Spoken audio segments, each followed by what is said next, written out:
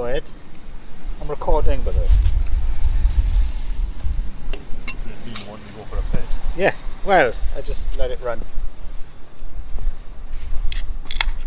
I thought I'd get it out of the way.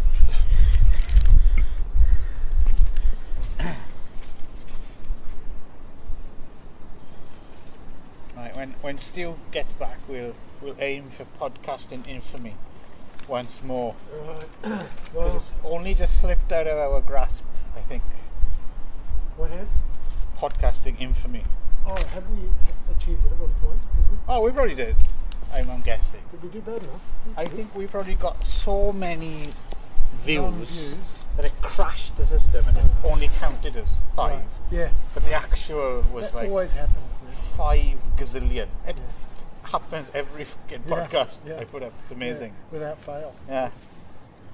So Elon Musk's gonna own Twitter? Yeah. By the looks of it. I don't know what it is. Honestly, I don't know much about Elon Musk. I haven't followed him. I know very little about him, really. I never really thought about him. But in the past, I was talking to my wife about this as well. She had the same thing. In the past couple of months, I've had this weird, instinctive... Every time I see a photo of him, I cringe. Like, that man doesn't photograph well. Yeah. Like, he's always doing the most uncool looking pose. Yeah, right. It's amazing. Like Right. he never, there's never a good photo of him. He always looks like a kind of weird twatty John Travolta or something. Yeah. He's back to it. So for that very shallow reason, I'm not just Elon Musk turns me off for some reason, and I've no concrete. I know lots of people do, but I'm not that well versed enough to actually have a. Yeah, can't say I know much about him either, but... So, I've done this for a while, lads, but we went to the theatre again today, didn't we? I mean, me and Smithington Smythe. Yes. In person. Yes. Stephen Smith in spirit. Are you recording? I am, yeah. Oh. So that light on. So, project your voice. Right. So the listener can hear all your insights. Well, there's not going to be a lot of them. Oh, don't sell yourself short, Maybe Steve. there will be. Yeah, that's the thing. You have the... Let's see what these guys. We've got some There's extra some free advertising guest as well. stars. Yes. From Extras. Uber Eats. Yes. Yeah. So we went to the Cine Roman in Ikebukuro today. We saw 3 films. We started off with Boso Pekobushi Ona Maiwai. This is the one I wanted to see from 1974. Yes. Why did you want to see it? I wanted to see it because this one isn't available. It's not on DVD or VHS, or it might be on VHS, but it would cost you. I don't think it's on VHS. It's just not viewable, and we found out it's because it's crap. I thought there was the reason why you wanted to see this because it was one particular scene, but it didn't actually that potential rape scene. All right, But it is didn't actually. is that how you think of me? Is it? No. But I know that's I do. whatever. It's the kind of thing that you like. Yeah, So but that was the reason why. there's no thought, shortage of that, though, right? So I know that, but yeah. But in the end, it didn't quite work out no. I didn't go. It was quite because of the disappointing. grumpy fisherman Yes, saved the day. justice was served. Rape was not. Yeah. It's always a sad day when that happens. Rape is a dish best served cold. I got an ancient Klingon saying. So yeah. Okay. Anyway, so The yeah. translation of the title. Oh yeah. It's something I think. So I didn't know this. Boso is the area at the southern end of the Chiba Peninsula. It's called Boso. Oh. I didn't know that. Oh. So and then Peko, I thought, oh, that means hungry, right? Peko, hungry or whatever. But apparently, Peko Bushi is like a rhythm or a beat. So it's Boso, so it's southern peninsula of Chiba rhythm. Yeah. Celebration of Women Festival or something Sure. like that. Sure. And then, so basically, the main story is about will they, won't they couple. Right? There's a grumpy fisherman, as I said, and a woman who almost gets raped by some out-of-towners from Tokyo. What was she? Point. She was like I don't know the what she did. accountant of the fish. So what did they do with the fish? Yeah, I was a bit confused. And she was the, I guess, the village head's daughter. Yeah, so it's will they, won't they kind of thing. Yeah. And then meanwhile there was a local festival going on, and there was an ugly fella who was in lots of these films. Like a young. Well, at the beginning there was the old man who looked like Stepful. There was Wilfred Bramall, This guy, the guy that you're on about, looked like a young Stepful. Yeah, he did a bit actually. And there was an old fella on the beach. Interestingly enough, I saw a film recently called Urge to Kill from 1960, 2 years before Steptoe and Son started, and Wilfred Bramall was in that. Pre-Steptoe Wilfred Bramall. It's quite interesting to see because, it's interesting to see these people before they became iconic. Is the rumour that we used to have in New Zealand that Steptoe and Son, Steptoe was actually younger than the son in reality? That's not true, is it? I don't think so. No, I wouldn't. They can hang together, right? And there's that whole I think I knew film that. about it, the curses. Yes. Didn't they piss off Australia as well? Yes. When Yes, they were there on was an tour in incident. Australia. Yes. Like Steptoe, Wilfred Bramall said something along the lines of, this shitty country or this fucking shithole we're in or something. Right. And accurate observation. So should have been a documentary maker. it's quite boring. So wasn't what it? was there was no so there was no real points. There was no real standout points in the Not film. really. I mean, Yuri Yamashina was in it as one of the girls from Tokyo visiting. I like her. She's cute. She has a nice- The two girls that were tourists. Yes. Yeah. And then suddenly there was like some kind of Matsuri festival with some wooden thing. It looked like there was a wooden phallus at one point, yeah. but there wasn't much. There wasn't much. It wasn't very interesting, but it's rare, and I've seen it, and that's all there is to it. I don't have to see it again. I'll write about it, and of course talked about it here, which millions of people skip will hear. over it quickly then. Yes. Right. So the second film, Madame Les Suryao Kaikan. So I guess Madame Lesbian Rubbing Pleasure. Reissued as JK to Les Madame Sokonashi Metsuraku no Etsuraku Imaki. Schoolgirl and Lesbian Madame Endless Portrait of Ecstasy. Which I quite liked. Yeah, so we were talking a little bit off air earlier about this. How we talked about it in an episode before about how when you're in the zone, when you're in this 3-hour period of cinematic hell, your sights become so lowered and so diminished that the slightest interesting thing is amplified. Yeah. Right, because the bar's so low. Exactly. Yeah. So me and Stu ended up kind of having a bit of a giggle through this one. So the basic story is a man and woman living together. The man fucks off on Sexy. This is a perfect example. Stu, want to explain? Because it's not actually that funny, but for us it was. So basically, it cuts to the scene where he's leaving, and it looks like a home video camera. That's a close up of his face. Okay, it probably was. Yeah. But it is actually him saying, I presume, saying goodbye to his wife, and then it just turns around and he starts walking down the street, pulling this suitcase, but it's the opposite way around. The wheels, instead of pulling them by the wheels, he's just scraping them. Okay, the wheels were on the So he's got the handle the wrong way around. The wheels are. And that made us laugh because we were so fucking pulverised by boredom. Yes, right. And old geezers like fucking in the back row. Although that was a lot of it. So before that, so I think it was his niece or something. A schoolgirl niece turns up, and basically, so the whole film is schoolgirl niece turns up and seduces wife. That's the story. The thing is, the schoolgirl was older than the wife. But they had to stretch this Sexy out possibility. to an hour.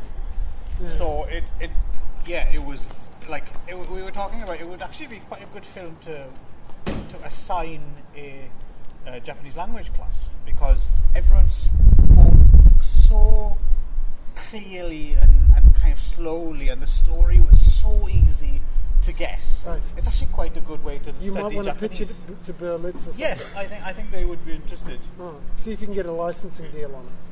And that is the story, and you know the story from the beginning, and it just takes, an hour to get there. And there's a few interesting little tangents, right? So yeah, it's a kind of, for what we laughed at, it's a kind of movie that you have to watch to appreciate her taking a bath in the beginning. The wrong way round. The wrong way round. Yeah, she's like on her front in a bath, shoving her ass out the water, which obviously is aesthetically pleasing. Yeah. But you're thinking, It's not normally the way you do it, is it? No. And they kept doing these things. At one point, I think a good title for this film would be How to fuck up your bath. Even worse. Yes, World of the Hmong Lesbians. World, yeah. Oh, yeah. I think World of Hmong Lesbians would be good for this. Bath time boogers. Yeah. But the bath was just the one peak. of them, yeah. The tip of the iceberg. It's interesting because in Japan they're very well versed in bath. This woman was. Quite uncomfortable. And then at one point the mother goes out of the house for no reason that we can tell. Well, she's wearing all black, yeah. She's all dressed in black and carrying flowers, so we thought she might be going to a funeral, but Yeah. I don't think she was. And so then she gets molested on the train by another one of these Oops. Hmong lesbians. Yeah. Then she runs away to a public toilet, Yes. and while she's locked in the That's stall where I'd go. masturbating, Yeah. Sure. the What female wrong with- attendant who has cleaned the toilet cleaner Yeah. goes into the stall next door Yeah. and starts slapping her own ass with a toilet brush. Oh. And masturbating as well. Yeah, and then the masher from the train goes to the toilet, ends up going in the cubicle with the toilet attendant, pissing in her mouth, Yeah. and then they both try and get it on with our main chick, but she runs away. Well, this sounds like quite a good movie. Yeah, actually, it was compared to number 1 movie Yeah. and number 3 movie. Yeah. So Yeah. far, this is our pick. Yes. And it was the one we enjoyed most. Yeah. But let's be in no doubt, fucking awful. Like anyone who watches like regular films would just be aghast at this. And Well, it was shot so, like some of the scenes were like, what the fuck did they film this on? Like I don't think it was even like a celluloid or video. It was like they filmed it on wood or something. It was just looked potato. Right? yes, There was- terrible. There was like some long scenes where it was just the same camera angle. Right. It Which was like that. quite off-putting at times, Yeah, because okay. it's Like that first photograph ever taken of that roof in La Verne in France in 1837. Right. You can't even really see it's a roof. Yeah. Yeah, but at this point we were so oppressed by boredom that we kind of quite Yeah. enjoyed You're uplifted Yes. by it. Yeah, we had a laugh. It's kind of like, the Nazis giving you a day off in Auschwitz. Yeah. Or the thing and about it was the best day when of you your stop when you stop Just because banging the your head floggings had against a brick wall, it feels yeah, really good. Yeah. So there's I hope we're selling this. there's a psychology behind that, yeah. for sure. So, the final in our trilogy was Koko Kyoshi Ichiona Seiheki, I guess, high school teacher, abnormal habits, Uh-oh. from 2002. Oh, we should also say the film before was from 2004, but looked like it was filmed in 1897. Yes. Yeah, it was A bit grainy. This one was kind of a little bit interesting, but the thing is, we didn't fancy any of the performers. Yeah. So if we'd have found any of them fanciable, then maybe we would have done it a bit more. At first, the main actress, I thought she may. At first, I thought she was Gaijin, Right. foreigner, but it was just purely down to the dyed hair and Yeah, or I maybe mean, she was mixed, but she was. Yeah, I'm not saying, and I'm not. I mean, everyone's got different tastes. It's not that she was a hideous person. No. She's just not my type, not your type. So And the second main woman looked like a witch. yeah, she did. So. So this one's about a female teacher. She has a stalker, and she's also having an affair with a guy who likes to tie her up in the Love Hotel. And the stalker has photos of them. He's posts the photos to the wife. So then the wife confronts our main teacher and also insists that the husband takes her to a Love Hotel and does the same things that he does with her. And then the teacher listens over the phone while they do this. Total tangent, nothing to do with the rest of them. The main thrust of the film is there's a student of hers who's been absent for like most of the school year, right? So she it was goes like to a year and a half or something. Yeah. Quite a long time. So she goes to the house, confronts the lad, and turns out he's the stalker who took the photos. And then she becomes his sex slave. Yep. And he puts her inside a weirdly. She puts her inside a giant cardboard box in the classroom, like tied up with a vibrator in his hatch and stuff, which he controls by remote control. Yep. But no one thinks to say, "What the fuck's that big cardboard box?" How did it end up there? Was that when I went for a piss? No. It just suddenly you saw the box, and then you find out she's in the box. And were the students in the room as well? Yeah, they were in the lesson. The so witch-looking teacher was like, "Oh, what's this present?" And did she try and call out through the box the lesson? No, because she's kind of loving it. Plus, as well, if they find out, it's shameful. But she didn't want to teach the students. Turn to page 9. No. I mean, she may have been tempted to. Yeah. And again, Steve, if you'd have directed this film, you might have bought out all this stuff. I may have. Yeah. You'd have done a better job of it. But she was there for a long time. She was there for a while, and she pissed herself, and water came out from she didn't piss herself. She was enjoying the other teacher who looked like a certain talent here, but we won't mention any names for legal reasons. Right. And Burt Reynolds. Yeah, who was fucking the witch-looking teacher, and she was obviously getting off on it. So that's why there was so much. Yeah, he was a seat sniffer. He was trying to wear her lipstick as well. So so she was like she was enjoying it, and there was like piss all over the floor. Well, she's either overly excited or was it pissed female herself ejaculate? Well, they made it yellow, didn't they? That's one of the great questions. Yeah. When you get a face full of it, that's the thing. Are you pleased or insulted? Which is the plot of the graphic novel with a young underage Tracy Lords and Harry Reeves. Wow. Yeah. Okay. Yeah. And so she becomes his willing sex slave in the end. And this is shit as well, but like I said, we've been so worn down at this point. It was a relief that it was only 1 hour long. They were all really, yeah. I thought we went in. The first one started at 3:47. You we were guys out by when this 6. is 4 o'clock. Wow. Yeah. No, that's 3. Yeah, 3:47. We came out at 7. Yeah. Okay. Just over 3 hours. And we'll break. Yeah. So that kind of we had. Oh yeah. But I did enjoy the second film. Yeah. And I enjoyed the old men. Yes, there was that as well. The slurping. Yeah, exactly. It's great. So, there we go. And the guy was mincing around. Oh yeah, there was Mr. Mincy, yeah. Up in the aisles. So there we go. I think you'll agree that was another cracking edition of the 50 Shades of Pink. Yeah. So say goodbye, Steve. Goodbye, Steve. Say goodbye, Smiling the Smythe. And goodbye. And then bye-bye from me.